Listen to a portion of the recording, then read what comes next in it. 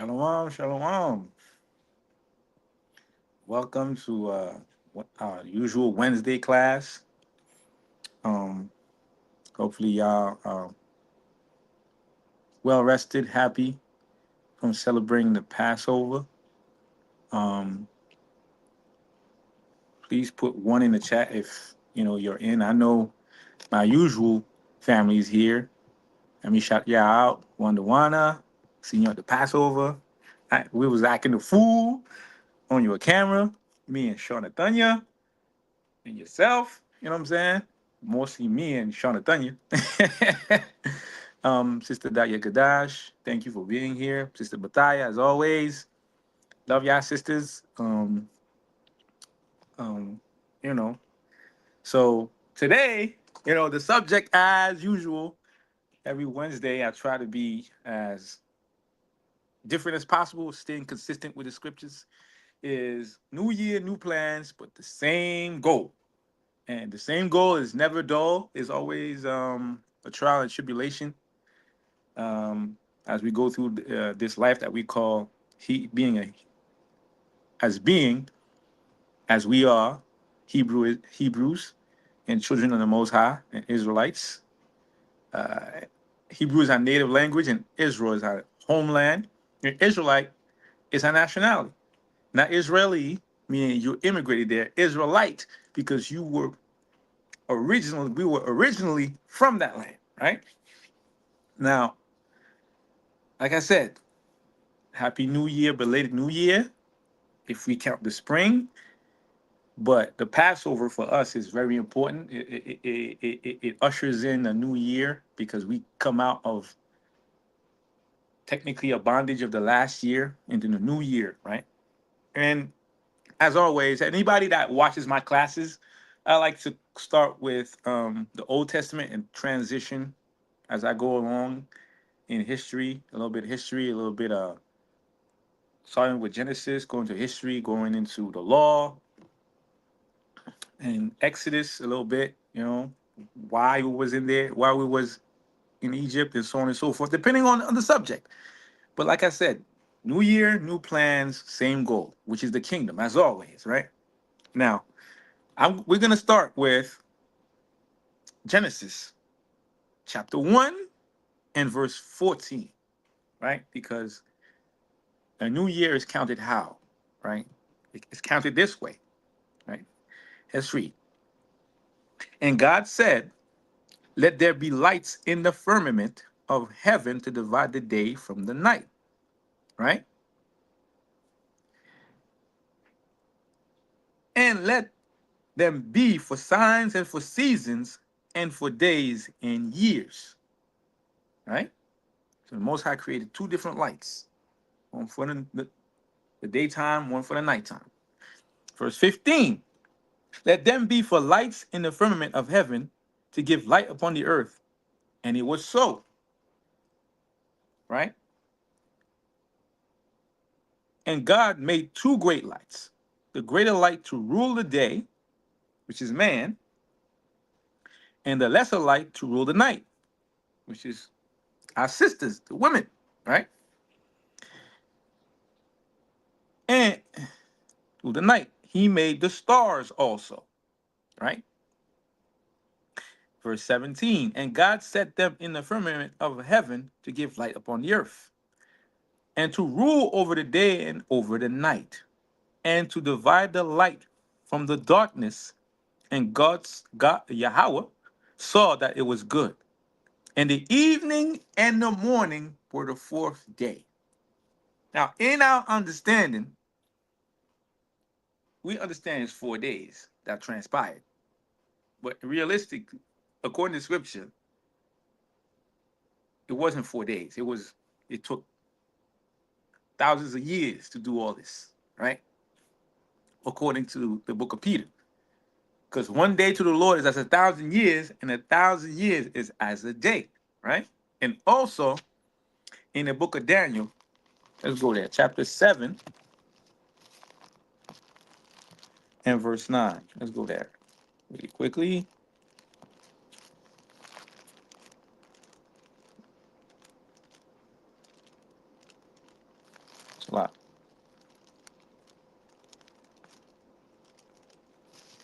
Daniel chapter 7 and verse 9.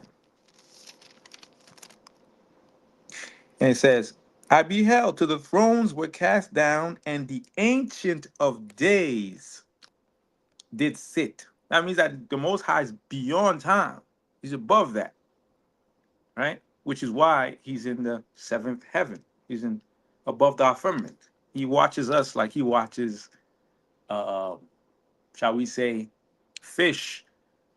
Like we watch fish in a fish tank. He watches us up on the earth. If you've ever went into the woods and tabernacles and you just rest upon your bed or upon the ground or upon your sleeping bag and you look at the trees and all that, it look like it has the same type of view as if you're looking as the fish in the ocean that look at coral, which is very symbolic because we think that we're above certain animals, and we are because Book of Matthew tells us that Matthew chapter 6, it tells you that we are more important than birds. Most High makes sure the birds are fed every year, every season, every time, every season, and all 4 seasons of the year. All the birds and the animals are fed. But are we not better than they? That's what Yahushua said. And yet, when you lie upon your back at tabernacles or when you go out to the woods with your brethren, with your people, with the loved ones, people that love you or annoyed with you because you do the wrong thing and they forgive you multiple times and you don't realize how much they put up with your nonsense, you realize that you're looking at tree branches. But realistically, if you look at the tree branches and you look at from the bottom of the sea, how fish look at coral, and coral is basically the same um thing as trees because coral is used to create oxygen. Look it up. It creates oxygen for us to breathe. The coral reef and the trees recycle carbon dioxide to allow us to breathe the air. That the carbon dioxide that we spew out is recycled by the trees to help us to breathe. So everything is connected. Everything is connected. And when you look at also the orca or the killer whale. They call them killer whales, but they're not really killer whales because the only orca that killed somebody was in SeaWorld. And he killed his handler because he was in captivity. He went insane. But when you look at us, look at our hands. Our hands are white at the bottom, so-called white, and brown on top. Now, you look at the orca, they look like us. Orcas are black on top and white on the bottom. And they're the top of the food chain of the ocean. But I digress, right? Let's go back. Now, let me see.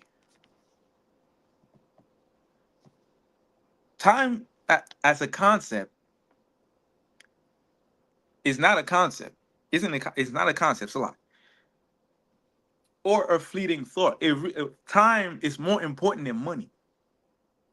Time is more important than us going out there making money. Not to say that you're not supposed to work. We're all supposed to work. You work, you feed yourself, and the labor of hands is always at work to help ourselves and to help others that are around us. There are times where you are struggling and the loved ones, people, your brothers in this walk with you, they help you. They help you greatly with things that in your previous life you would have never had issues with. Because when you start doing this work and you start a new year with a new mindset and you go out there, right? And you go out there, you're doing the work and you putting everything into what you're doing, be aware that the adversary sees you, said, nah, we gotta stop this dude. We gotta stop this guy, this woman, this child, this man, this minister, right? And the word minister is to what? To help others, to serve others, right? That are in need. But according to scripture, we're not helping them in the flesh. We you just use this flesh to help them, but we help them spiritually, to minister unto them spiritually, and from there, from inside of them, inside of who you are, you're able to help yourself. Right? Now, let's go to Genesis chapter 8 in verse 22. Right? And this is the time where, you know, Noah, after he left the ark, he was building an altar. Right? And let's read what it says. This is Genesis chapter 8, verse 22. While the earth remaineth, and we all know why the earth remains, the Most High created the earth for our sake, which is the Israelites' sake. The so-called Black, Hispanic, and Native American of Negroid descent, the Seminole Indians, the Gullahs, the Geechees, not them pale-faced people. No, talking about the Native Americans of this land that live here. You Jamaicans, you people that lived in South Carolina, that went to Florida. You are people, black race. You know who you are. I seen you. I seen you out there. You Jamaicans, Haitians, you so-called uh, Black Americans, which are from the tribe of Judah, right? Y'all are people. Now, read it again. Genesis chapter 8, verse 22. While the earth remaineth, seed time and harvest, and cold and heat, and summer and winter, and day and night shall not cease. And we all know the Most High created the earth for our sake. So, we're not going to stop planting seeds, not only in the physical for agricultural purposes to give unto the Most High, but also in spiritual sense to help our people. You at the corner store, man, you see a person grabbing a bacon, egg, and cheese. You're like, yo, brother, sis, is that pork bacon? Like, yeah, no, no, no, no. Listen, I start a new year, new you, all that, man. You see all the people that died during COVID? It's because pork has parasites in it. Let's start start afresh. Start afresh. Let's start afresh. Let me get you a turkey bacon or beef bacon, egg, and cheese. I got you. I'll pay for it. I'll pay for it, and you'll be able to, clean your body. And by cleaning your body, you'll be able to, clean your flesh and not have all that poison in you. Because pork has parasites. It's the only animal that doesn't sweat. It's one of the animals that don't sweat. Even rats sweat from their tails. Not supposed to eat rat, right? Moab, they be eating rat, but we're not Moab. We're not these Chinese people. We're children of the Most High. And our bodies are temples. And temples, we're not supposed to put filthy swine or rat on the altar within you to present before the Lord and go before the Lord and smelling a different type of way because you eat pork. Can't do that. Or shrimp, crab, or lobster. Or mussels, which is oysters, basically. No, we're not gonna eat that. Or crab. No, we're not touching that. We're not touching cockroaches of the sea. We're not doing that. Right? But we're supposed to plant seeds in other people and don't worry about what these people, like these other nations, are doing. Right? Yeah. Show everybody that. Show everybody that. Show everybody that. Right? Show everybody that. Like the fact that there's a video on YouTube where you see this lady, she has a slab of pork and she pours Pepsi on it. And you see all them worms just coming out.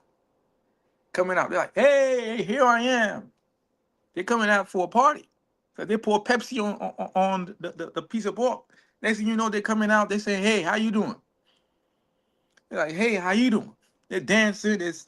They're wiggling out the pork. And you want to eat that? No matter how many times or how much you cook that pork, them worms are still going to be in there. right? So let's keep going.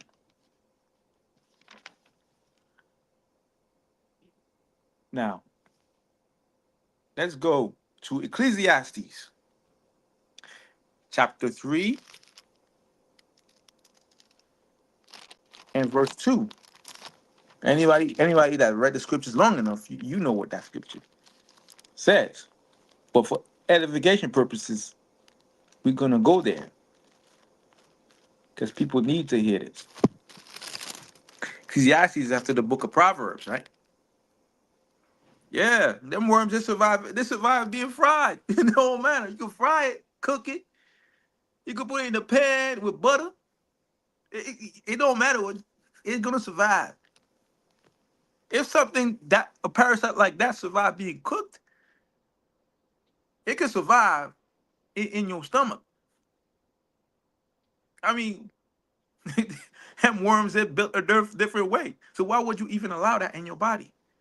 Let's start afresh, right? Now, um, Ecclesiastes chapter 3, verse 2. Now, how it goes. A time to be born, a time to die. We all were born from our mother's womb, and we are born Hebrews from the seed of our father, who is the seed planter, right? A time to plant and a time to pluck up that which is planted. Now, at some point, we all were planted in our mother's womb, and the Most High knew who we was from the womb. We know that from Jeremiah chapter 1, verse 5. And it reads,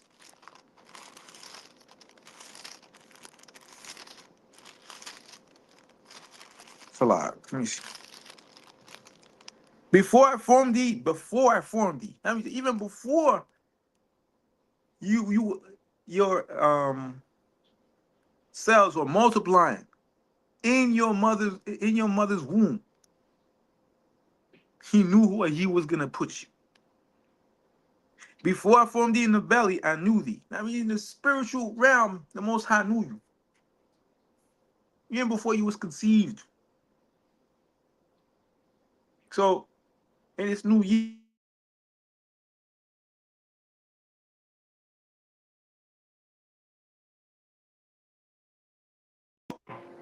let the Most High help you out, or let the elders, your brothers, or people that you know that know more than you in this domain. And sometimes I'm guilty of that too, not asking or doing it in my own mind, which is wicked, right? So I have to this year I had to do better in that area, right? And every day to help me out. And when I make a mistake, I write it down. I take notes. This is what I did wrong today. What can I do to remedy that? Boom, boom, boom. And every day, boom, boom, boom. Because the time is short. Time is short. We don't have time to dilly dally. And there's no time to when somebody tells you, "Hey, why you did that?" and you get in your feelings. No, say my bad. I work on it. That's it. It's to make you better. But uh, um, a marble or a stone sometimes is hard to carve, and we are all, you know, built by the Most High. But don't make yourself too rigid, especially in our age. It could be some people are hard headed at 18, others are hard headed at 44. It don't matter. But I pray that in this new year, moving forward, y'all mellow out. Everybody mellows out. Take rebuke, because rebuke is better than secret love. Everybody, we know that. But at the time and the moment, it's like, I don't want to hear that. You know what I'm saying? So that before I formed thee in the belly, I knew thee, and before thou camest forth out of the womb, I sanctified thee. The Most High had a plan for you. Jump from jump, and I ordained thee a prophet unto the nations, and that includes the women. That includes the women, because we had prophetesses in the scriptures. Yes, we did. Right? Now let's go Jeremiah chapter 25.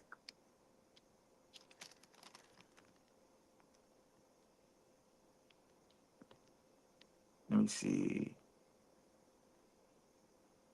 It's a lot. These are scriptures that are coming to mind that I anticipate. Um, and it's just coming to me out of the blue.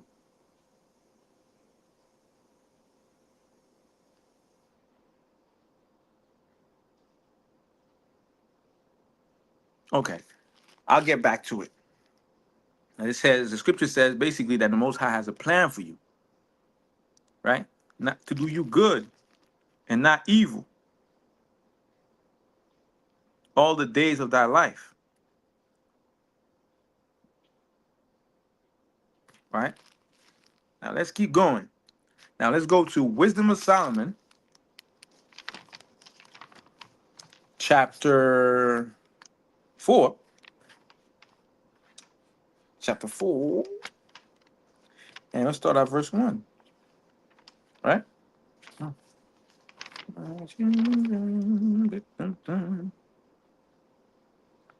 me see. Better it is to have no children. Now that I'm saying not to have children now, children are a magnificent gift.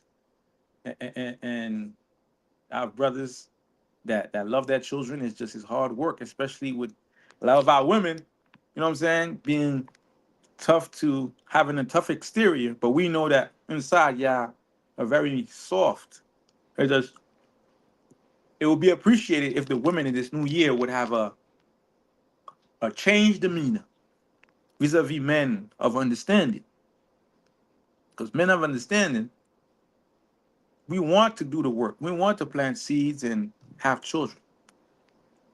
Because that's one of the plans that the Most High had for us, to have children and to teach them so that they could teach others. And that's how we become a circular life of our own, of righteousness.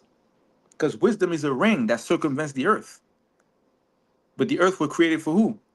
For our sake. So we are the starting point and not the end point. But if these other nations disappear, it won't matter to the Most High. He don't give a damn about them. He cares about us. So we each, yes, we should work on ourselves, but each other is the plan. Watch over each other. Better than last year, with more efficiency and more thought in what we do. Sometimes you might take initiative in the wrong way, but it's better to take initiative in the wrong way and make moves in the wrong way and gain guidance from elders than to do nothing and allow things to transpire, which is even more evil, right? Better it is to have no children than to have virtue, for the memorial thereof is immortal, because it is known with God and with men. This is Wisdom of Solomon chapter 4. Started at verse 1.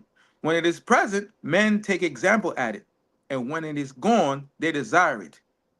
It weareth a crown and triumpheth forever, having gotten the victory, striving for undefiled rewards. Who wants undefiled rewards? Put a one in the chat if you want undefiled rewards. But rewards require work. If the white man says you can't get no free lunch, well, I don't know about you, but I've gotten free lunch before, thanks to the Most High. I've gotten free lunch. So Most High prove the white man wrong all the time. I want undefiled rewards, but I gotta put the work in, right? Gotta put the work in. Verse 3. But the multiplying brood. Now I'm gonna ask a question in the chat. What is a brood? What is a brood? I wanna let y'all time.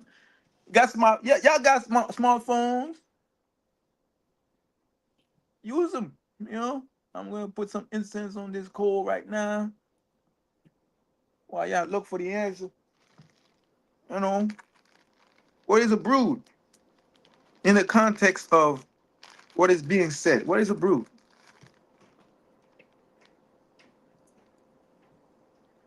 What is a brood? Um, I can't do that. If I give you put in the sense, it's giving you the answer.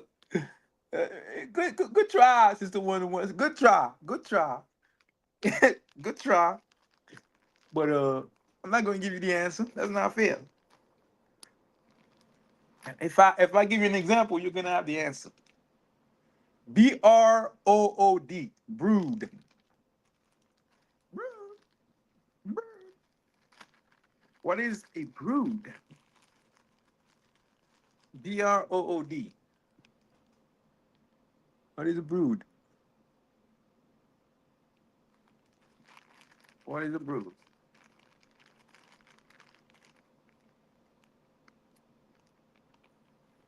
What is a brood?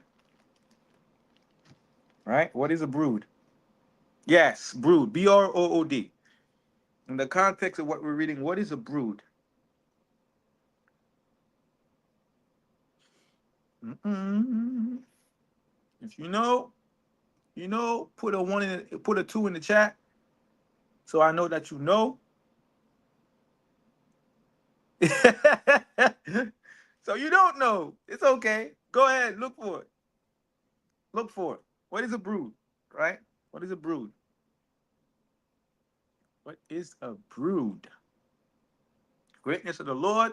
And these scriptures are unmatched. Right? So if you don't know what a brood is, put a zero. If you know, put a two and give me your answer. And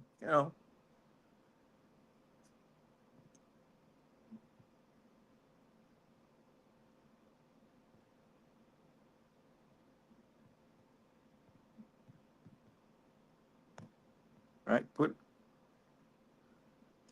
okay. One says in the Bible, brood is used as a noun and a verb as a noun. And a verb. As a noun, it refers to a group of offspring, often used in a negative or derogatory way to describe a group of people with a shared bad character.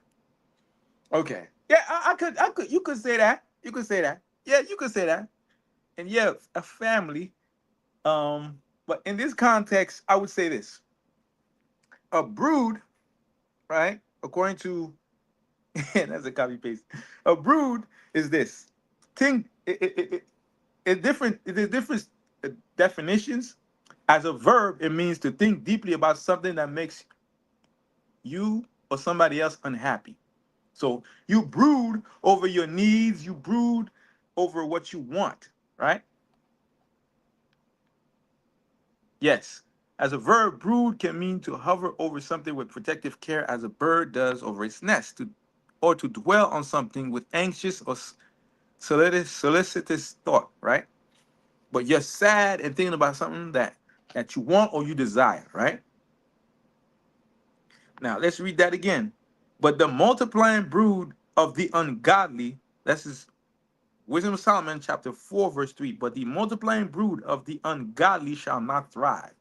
So in this context, it's more like this: a noun of it, or I would say an adjective, animal kept for breeding, or a example of this would be a broodmare, right? So um, an animal that's used just to breed offspring, just to breed. Now, in this context, we read it again.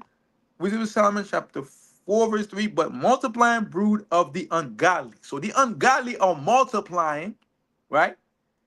Most High saying, shall not thrive, nor take deep rooting from bastard slips.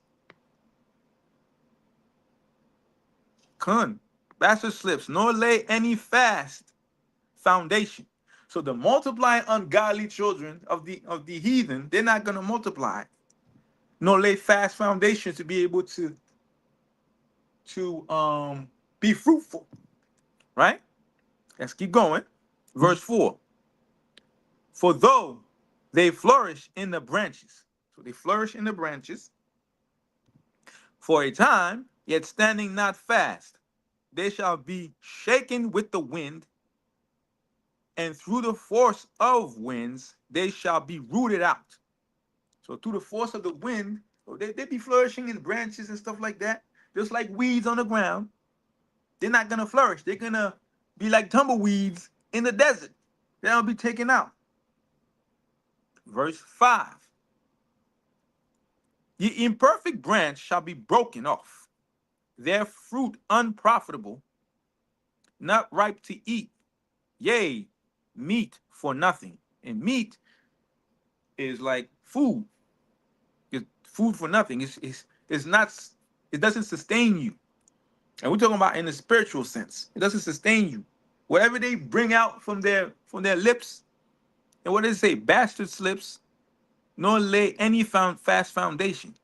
For though they flourish in branches for a time, yet standing not fast, they shall be shaken with the wind, shaken with the wind, and through the force of winds they shall be rooted out. The imperfect branches shall be broken off, their fruit unprofitable, not ripe to eat, yea, meat for nothing. For the children begotten of unlawful beds are witnesses of wickedness against their parents in their trial. So the heathen and those other nations that are not Israelites, and even some of our people, they be thinking and doing, and from their, like you said, deep thought, they bring about wickedness and evil, either through action or at times even our people through inaction, right? So we have to stop this. This is Wisdom of Solomon, chapter 4, verse 1 through verse 6, right? Because we have birds. Now, a brood also means of a bird sitting on eggs to hatch them. And this was said by, let me see, who said this?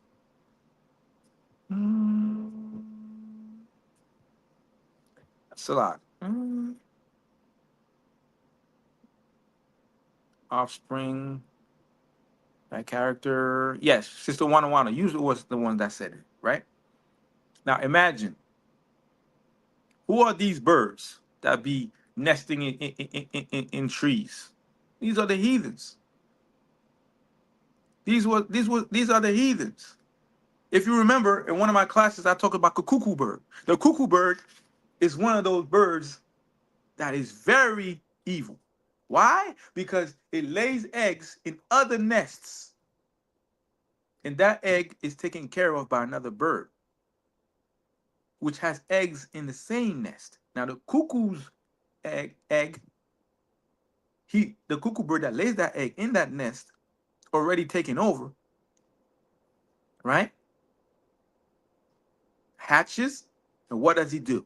He pushes out all the other eggs from the nest, which goes crashing down on the bottom, right? And die. And that bird is being fed by another bird that doesn't even know that that's not his bird, which is the same thoughts of these heathens that come into our minds and are unfruitful. And they allow these thoughts, or they multiply like branches in this tree, which are unfruitful and unhelpful. Look it up. The cuckoo bird, look it up. I'm telling you, Most High make analogies and similitudes in nature, in the sea, even in these birds or in animals, right? Even in the ocean, there's the remora. The remora is a fish that attaches itself to other fish to feed itself, right? Now let's keep going. Let's go to Ecclesiasticus chapter 7. Come on, Sister One. Chapter 7, verse 15. But let's start at verse 1. We could go directly to verse 7. Verse 1 is better, right? Salah. And it reads, do no evil. And this is for these are scriptures I'm reading for the year, for us to be on the same wavelength, and everybody that watches, because that you could see a change for the year. And I challenge anybody to ask the Lord what he could do for them for this year, what he could show them. If you have courage like David had courage, like many of the prophets had courage, ask the Lord, show me what you could do this year. And show me what I need to do to please you, to see what happens in my life, how changes could be made in a magnitude unheard of in my life. I've tried everything. Why not try to be obedient for once, right? Now, Ecclesiasticus chapter 7, verse 1. Do no evil, so shall no harm come unto thee. Don't rob each other. Don't commit adultery. Keep the commandments to your best of your ability. Depart from the unjust. Depart from the unjust. Where do we see that?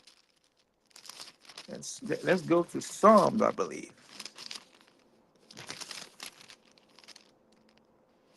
Psalms chapter 1, verse 1. Blessed is the man that walketh not in the counsel of the ungodly, nor standeth in the way of sinners, nor sitteth in the seat of the scornful, but his delight is in the law of the Lord, and in his law doth he meditate day and night. And he shall be like a tree planted by the rivers of water, that bringeth forth his fruit in his season. His leaf also shall not wither, and whatever he doeth shall prosper. The ungodly are not so, but are like the chaff. Chaff is basically a plant that brings no fruit, that brings nothing, is unprofitable, which the wind driveth away, like we read before. Therefore the ungodly shall not stand in the judgment, nor sinners in the congregation of the righteous. For the Lord knoweth the way of righteousness, but the way of the ungodly shall perish. Right?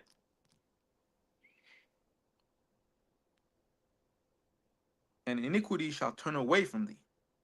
My son, this is Ecclesiastes 7, verse 3. My son, sow not upon the furrows of unrighteousness, and thou shalt not reap them sevenfold.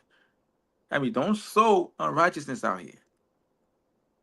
Just like it said in Galatians. Don't sow unrighteousness. What ye shall sow, ye also shall reap. Right? It's Galatians chapter 4.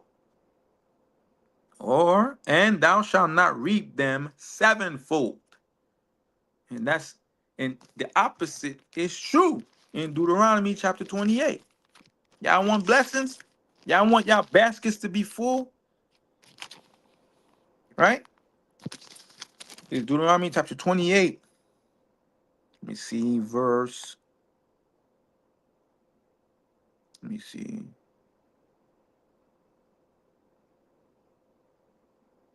Verse 7. The Lord shall cause thy enemies that rise up against thee to be smitten before thy face. They shall come out against thee one way and flee before thee 7 ways. That's beautiful. In Most High's balance. So you keep the commandments, man, I'm going to make these people run away from you 7 different ways. They're not going to understand what's going on. They don't know whether to grab their boots or grab their pants or hold their hat down to be able to run away. Right? Seek, right? This is Ecclesiasticus chapter 7, verse 4. Seek not of the Lord preeminence, meaning don't try to seek the highest of seats in the nation. Don't worry about that. Neither of the king, the seat of honor. Look at Haman in the book of Esther. That man was looking for the seat of honor. He was like, yeah, I'm going to this party, and I want the Lord to put me on high, and I'm gonna be in the party, and I'm gonna make Mordecai look foolish. I'm gonna make that man look foolish, look stupid. Look what happened to him. He got put to death. Got hung on his own gallows that his wife asked him to build. Ain't that beautiful? Right? Verse 5. Justify not thyself before the Lord, and boast not of thy wisdom before the king. Seek not to be judged, being not able to take away iniquity. Don't seek to be judged and trying to take, if you can't even take away iniquity. Only the Most High could take away iniquity. Only the Most High could wipe iniquity away. So he is judged. Lest at any time thou fear the person of the mighty, and lay a stumbling block in the way of thy uprightness. Verse 7. Offend not against the multitude of a city, and then thou shalt not cast thyself down among the people. Right? Verse 8. Bind not one sin unto another, for in one thou shalt not be unpunished. And we have people that commit a sin here, boom, and they're like, it's gonna be fine. I'm gonna make it. Not understanding that the Most High be like, oh, you think you're gonna double up? Nah. What I'm gonna do to you? You gonna double up? I'm gonna show you bang bang. And people are like, what happened? Nah, Most High got you on the first try, and he's gonna get you on the second sin. Most High don't let nothing slide. All right? That's why when you sin once, you're like, dang, and you have a contrite spirit, you're like, man, I messed up, man. Like, yo, I'm gonna get this business from the Most High. And you waiting for it. You're like, man, all right, man. You ask for forgiveness before Most High chastise you. Most High might have mercy. But it's not up to us. It's up to the Most High Father and Yahushua, who is our mediator, who's going to speak on your behalf. But to start the year off and you just committing sin, you're like, yo, what you on, man? We barely broke the month of Abib, and you already doing something. Which is why in the book of Haggai it says what? Consider your ways. Yeah, Sister Dash. The Most High be watching and be like, oh, you on that type of time? Oh, I got you. Don't worry about it. Right?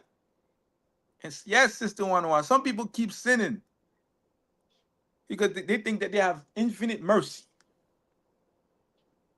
But mercy in itself, if you listen to the word mercy, right?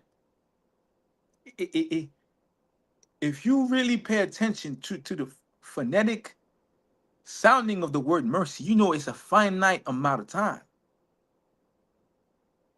Because who says mercy? Is when you have a proverbial gun pointed at you. You're like, damn, Most High gun is in, for lack of a better word, is in my face. You ask for mercy. You have a finite amount of time. A person that understands mercy, you understand you have a finite amount of time. And like we said in the beginning, yeah, Genesis chapter 1, verse 14, once I made the world, made the constellations, the sun and the moon on the fourth day. But it didn't take just 4 days. It took more time than that. And he allows us mercy for a time. And that people say, oh, well, I have time.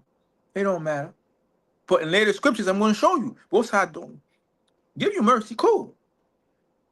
But when you abuse it and you lay sin upon sin, you're asking to be punished expediently.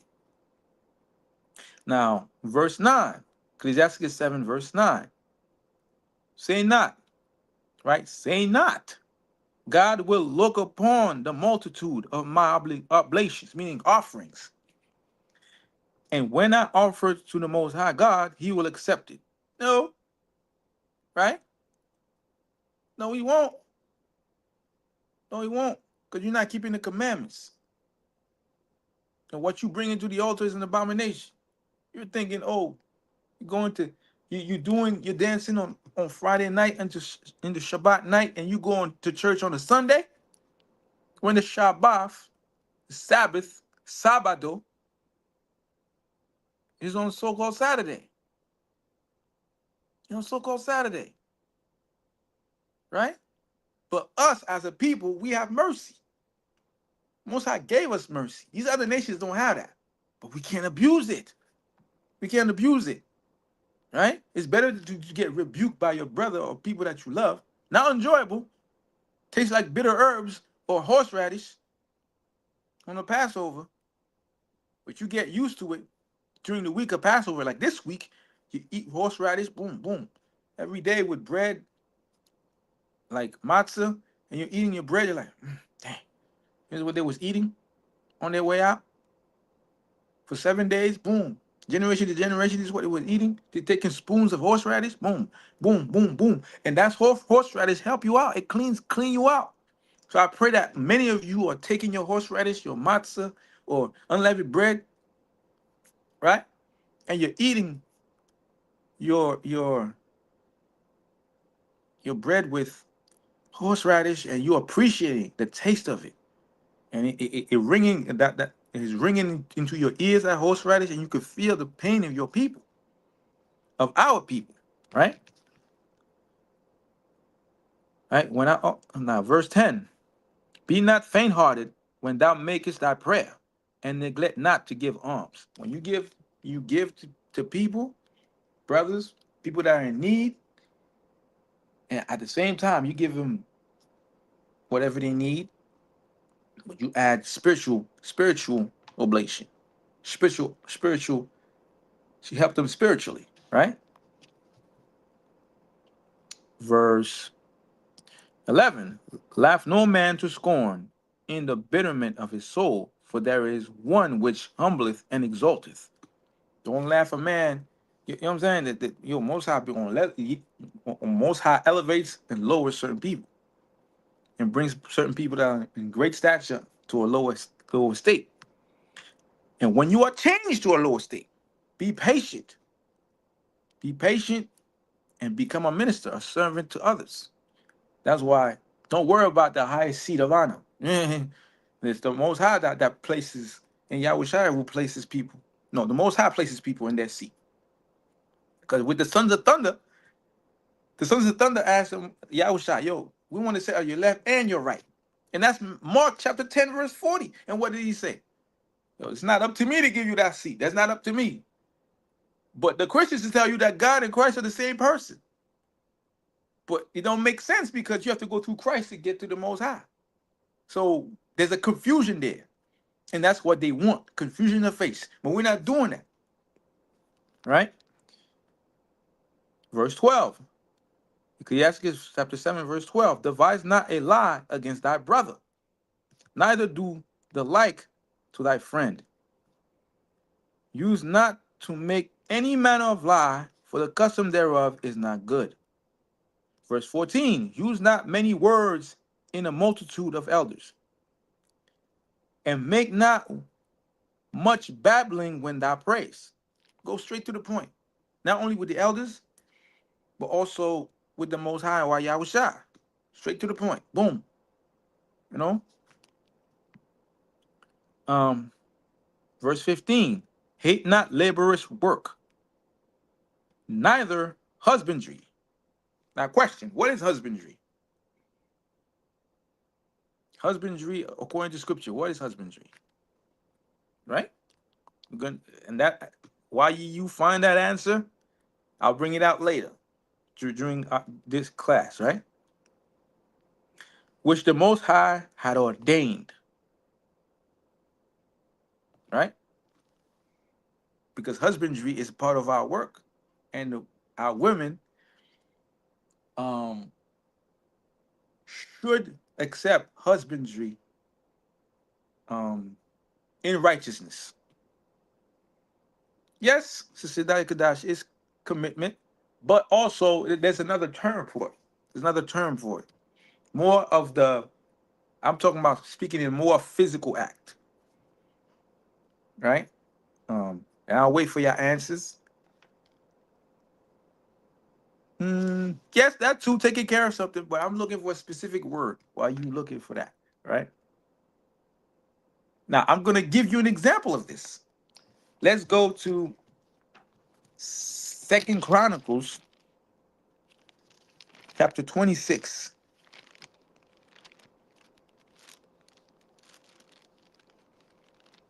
Chapter 26, and we're going to start at verse 1, right? And it reads, Then all the people of Judah took Uzziah. Now, the name, no, not management. I would say, I'm looking for a specific word, but we're going to get there, right? Now, the name Uzziah means my strength in Yahweh, right? The name is Uzziah is my name according my strength in the Most High, Yahweh, right? Then all the people of Judah took Uzziah, who was 16 years old, and made him king in the room of his father, Amaziah, right? Which means Amaziah means Yahweh is mighty, right? And verse 3, verse 2, he built Eloth and restored it to Judah after the king slept with his fathers. 16 years old was Uzziah when he began to reign, and he reigned 52 years in Jerusalem. His mother's name also was Jechaliah in Jerusalem. Right? And Jechaliah means Yahweh prevailed.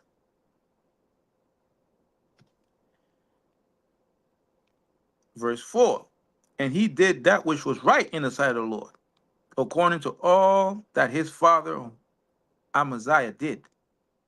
So all evil was staying away from him. And he sought God in the days of Zechariah, who had understanding of the visions of Yahweh. And as long as he sought the Lord, God made him prosper. And he was king. Are we not all kings and priests and prophetesses? Prophetesses? Salah. So as long as we seek the Lord from the beginning of the year to the end of the year, we're all in spirit and in truth, God will make us prosper. Fight for what you want. Fight hard, right? You different avenues until you have no avenue left. And after that, Most High sees that you trying to put in that work, and he's like, okay, I see you. I see you. You're doing everything you can. Verse 6, and he went forth and warred against the Philistines and break down the walls of Gath and the wall of Jabneh and the wall of Ashdod, and built cities about Ashdod and among the Philistines. And Philistines were merchants, and Hans is the one agriculture, farming in the sense of operating land to raise provisions. Yes, right? Husbandry is we have a connection with the earth.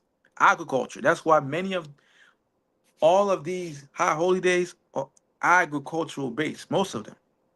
Feast of First Fruits, right? Feast of Tabernacles, where we bring in what we gathered. Feast of First Fruits is when we plant, right? A time to plant, a time to pluck up. But that connection from husbandry as to plant seeds is not only physical but spiritual. So the connection between man and woman should be the same way. Whatever we give women, y'all multiply. That's y'all gift. We give you. We come home. We tired from going to camp. We tired from working. As men, we should invest in the bank of our women that we're married to, that we love. Say, babe, thank you. I love you, mom. You kiss your wife. know what I'm saying? And you put into the bank. You do that every day. Just like we do it in the earth with husbandry, we will get what we put in. But us as men, we have to put in first. You have to put in first, either physically or spiritually. And I would say both. I would say both. It's past the open book midterm. I would say both, right? Verse verse 7. Second Chronicles chapter 26, verse 7.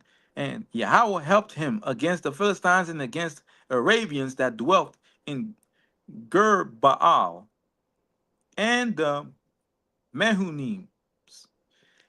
And the Ammonites gave gifts. The Japanese Ammonites gave gifts to Uzziah, and his name spread abroad even to the entering in of Egypt, for he strengthened himself exceedingly. Moreover, Uzziah built towers in Jerusalem, and Uzziah built towers in Jerusalem at the corner gate, and at the valley gate, and at the turning of the wall, right? And fortified them. Also, he built towers in the desert and digged many wells, for he had much cattle, and much cattle, both in the low country and in the plains. Husbandmen also, and vine dressers in the mountains and in Carmel, for he loved husbandry. He loved husbandry, and he's king. Like, yo, do that. Yo, plant. Boom, boom, boom, boom, boom. Yo, take care of the cattle. Bang, bang, bang. Yo, we get to, and he loved to plant. He understood the connection. As we this year should understand that connection, right? Because that connection between the earth and us, and between us and our women, and between us and time, and what is above, as above, so below, according to scripture, in the Lord's Prayer, that connection to the Most High is there. It's just we have to open our minds and open our hearts to it and translate that into action for the new year, and not only physically but spiritually, right? Now, let's go to Second Esdras chapter 8, so that verse 1, right? Now, let me see. Let's speak about the world to come. Let's speak about the world to come, right? We spoke about planting, multiplying, getting ready for first fruits, right? Getting ready to plant, but we should be in the, not only in the planning stage, but doing what we need to do to be fruitful, right? And hopefully pray to the Most High to give us all wisdom and all mercy in our attempts and initiatives that we take. Second Ezra chapter 8, verse 1. And he answered me, saying, the Most High had made the world, this world for many, but the world to come for few. Right? I will tell thee a similitude. That means a saying or a dark saying. Esdras, as thou, when thou askest the earth, it shall say unto thee that it giveth much mood, whereof earthen vessels are made, much mold, meaning, you know, you could go outside, dig up the earth, it will give you enough earth to create vessels to our content, right? But little dust that gold cometh of, even so is the course of this present world, right? We could go out there and dig up the earth, bang, bang, bang, bang, bang, and create vessels and create pots and to pour water from, right? But to find gold, It's hard. It's like we men and women trying to find people of righteousness. It's not that hold it down. It's not easy. Nowadays, you want to just cry and just tired. Lord, you pray for the Most High, give you strength. You go to the Book of Psalms. You go to the Book of Psalms, right? You go to different verses, different chapters. You pray for mercy from the Most High. Pray for victory. Pray for the Lord's armies to fight your enemies on your behalf, right? Even so is the course of this world. There be many created, but few shall be saved, right? I jump to verse 8. Let's jump to verse 8. For when the body is fashioned now in the mother's womb, and as we read before, he knew us before we was in the womb. And thou givest its members, thy creature is preserved in fire and water. The warmth of your mother's womb and the placenta, the water also. In 9 months, so we were forged by the Most High in our mother's womb with fire and water, tender love of warmth, and the water to bask in, right?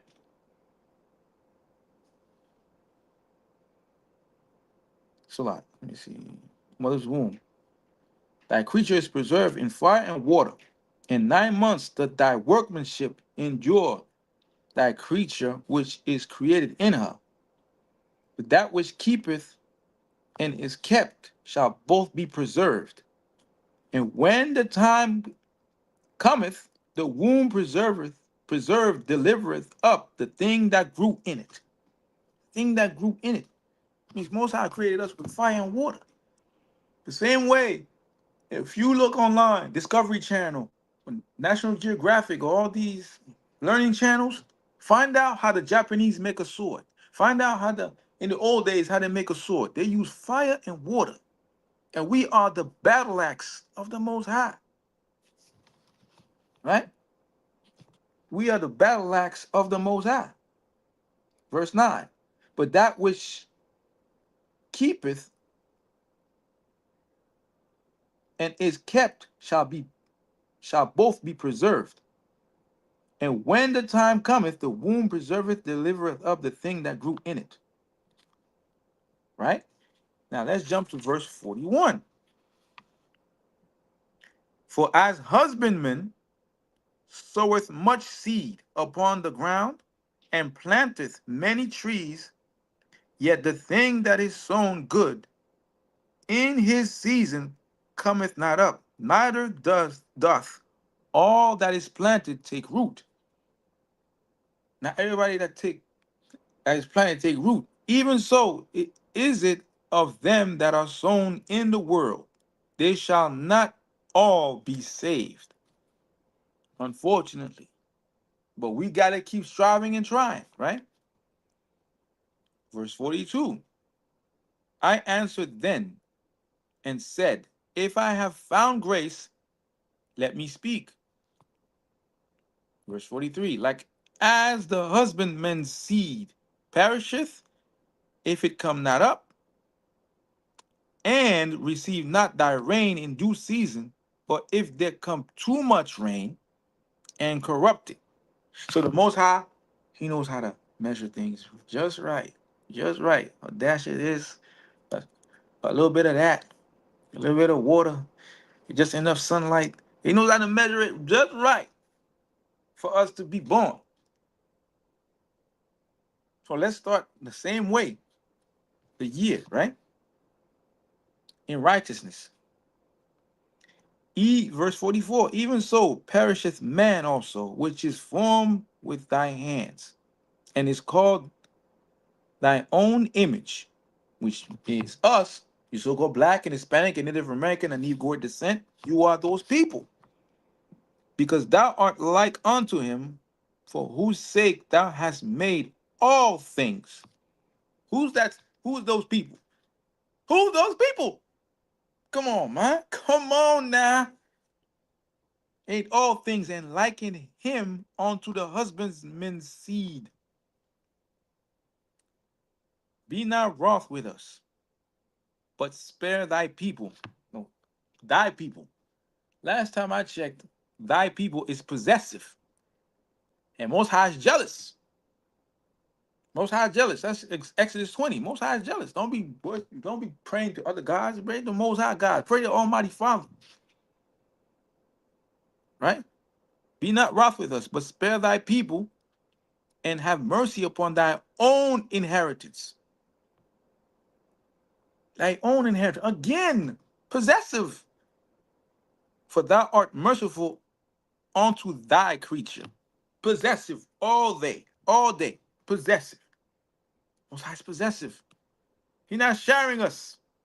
He's not sharing us. Now, let's move forward, right? Let's move forward to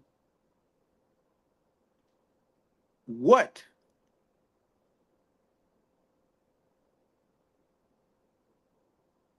Salah. But before we consider what to come, what is the necessary steps that we need to take? We need to keep the commandments. We need to make every effort every year to be better as a whole, and every day to be focused on what we're supposed to do to the best of our ability. We make a mistake, take notes, and look at it, be like, hey, man, that's wrong. Let me fix it this way. What about this way? What do you think about this way? Right? Let's do what's necessary. Come. Now let's go to Second Ezra chapter 9. Let's start at verse 1. He answered me then and said, measure thou the time diligently in thyself. And when thou seest part of the signs past, which I have told thee before, then shalt thou understand that it is the very same time wherein the highest will begin to visit the world which he made. Now we see what's going on, earthquakes in Myanmar, people dying. China talking about they don't want them tariffs, and they don't care if the United States charges them 15% tariffs. They said that China's been there for 5,000 years, and we're going to be there for another 5,000 years. And I know everybody watching, y'all saying, yeah, right. You might not even make it next year. You might not even make it 6 months. Not because of the tariffs, but because the Most High might destroy y'all. Talking about you're going to make it another 5,000 years not in the United States. But we can see that everybody's turning on the United States. Everybody's realizing, yeah, we don't need y'all. We can make it without the U.S.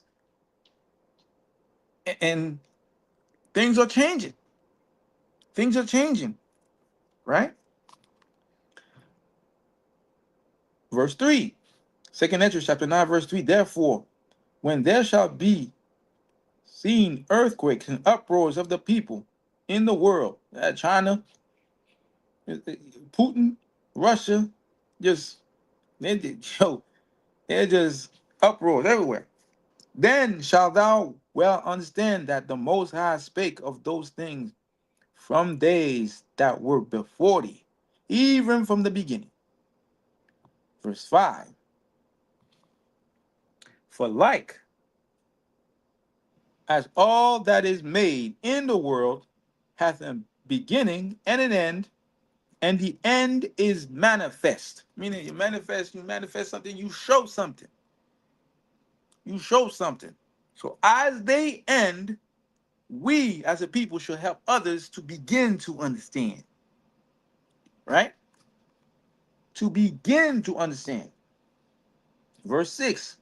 Even so, the times also of the highest have plain beginnings in wonders and powerful works, and endings in effects and signs. And everyone that shall be saved and shall be able to escape by his works and by faith, whereby ye have believed. It's a lot. shall be preserved from the said perils. We got to do what we got to do. Good works, watching over your brother, your sister, your family, those that you love, keeping them in the law as best you can, and showing love through correction, things of that nature. And going to high holy days, of course, and being there, because those days were set by the Most High to rejuvenate us, each other, through the Spirit of Yahushua, who is the way, the light, and the truth. Verse 9. Then shall they be in pitiful case, which now have abused my ways. And they that have cast them away despitefully shall dwell in torment. So those that cast away the ways of the Lord, right? These other nations, the Chinese, the Japanese, they don't know Bushido, swordplay, martial arts. Other nations have tea, crumpets, all different ethnic rituals that they do. But Most High gave us this, gave us the scriptures, the ultimate understanding and wisdom in the sight of the nations. We are, yes, Sister Batai, we are the apple of his eye. So we are the example of these people. Whether they accept it, believe it or not, it don't matter, right? Verse 10, 2nd Esdras chapter 9, verse 10. For such as in their life have received benefits and have not known me, and they that have loathed my law while they had yet liberty, so they hated the laws of the Most High. They wanted to live their life the way they wanted to. And when as yet place of repentance was open unto them, understood not, but despised it.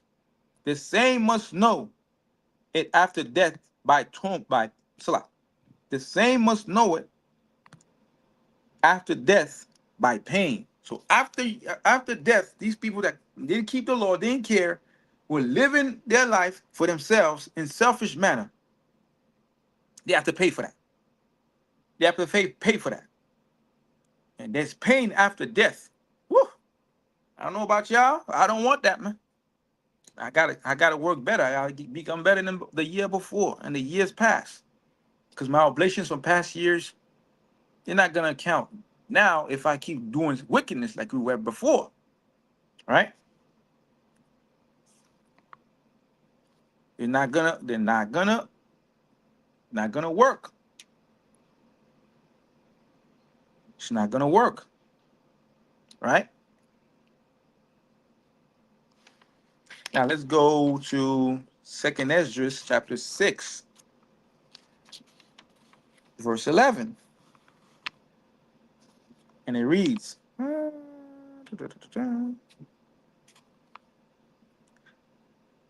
I answered then and said, O Lord, that bearest rule, if I have found favor in thy sight, I beseech thee, shew thy servant the end of thy token whereof thou showedst me part the last night. Right? So he answered and said unto me, stand up upon thy feet, and hear a mighty sounding voice. And it shall be as it were a great motion, but the place where thou standest shall not be moved. And therefore, when it speaketh, be not afraid, for the word is of the end, and the foundation of the earth is understood. And why? Because the speech of these things trembleth and is moved, for it knoweth that the end of these things must be changed. And it happened that when I had heard it, I stood up on my feet and hearkened, and behold, there was a voice that spake, and the sound of it was like the sound of many waters. And we know who that is. We know who that is. That's Yahushua, right?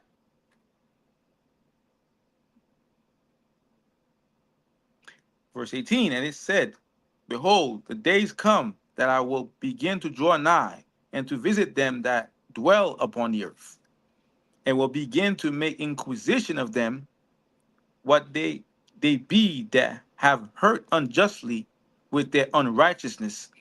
And when the affliction of Zion shall be fulfilled, right? And when the world that shall begin to vanish away shall be finished, then will I show these tokens. The books shall be opened before the firmament, and they shall see all together. So you got to be careful. We got to be careful. We got to be careful. So in this year, we need to plant seeds and not worry about the increase. Because the increase, who's going to give the increase? Let's go to 1 Corinthians chapter 3 and go to verse 6. I have planted, Apollos watered, but God gave the increase. Right? Let me start at verse 5. Who then is Paul? And who is Apollos? But ministers. Now, minister is a noun, and it means to attend to someone's needs, spiritual needs. Could say physical also, but the spiritual brings out the greatness in our people in the physical. Right? First Corinthians chapter 3, verse 5. Who then is Paul, and who is Apollos, but ministers by whom ye believed, even as the Lord gave to every man? Verse 6. I have planted, Apollos watered, but God gave the increase. So then neither is he that planted anything, neither he that watereth, but God that gave the increase. Now he that planteth and he that watereth are one. Every man shall receive his own reward according to his own labor. For we are laborers together with Yahweh. Ye are God's husbandry. Ye are God's building. Verse 10, according to the grace of Yahweh, which is given unto me as a wise master builder, I have laid the foundation, and another buildeth thereon. But let every man take heed how he buildeth thereupon. So let us build this year and not worry about the increase. Let's worry about planting and watering, and watch a seedling become a tree, let a seedling become a sprout, and a sprout become a plant become a tree become taller than a mountain. And that person be fruitful for the Most High, not for ourselves. For we eat from each other and take from each other and learn from each other to become a nation that is without end, that circumvents the earth with the wisdom of the Most High, which helps us to become better in our own selves from within, not from without, by getting the bag or getting something from outside ourselves. You can't become better by getting something outside yourself. You get better by gaining from other people, by ministering other people and sharpening other people to become better. So with that, I thank y'all for coming tonight and listening to me give this class. Hopefully it's been educational as much as possible. And I pray that this year, all of you that watch this video and sisters in the chat, people that are watching later on, may ye be blessed and be increased sevenfold as long as you keep the commandments to the best of your ability. And shalom. Kwam Yasharala.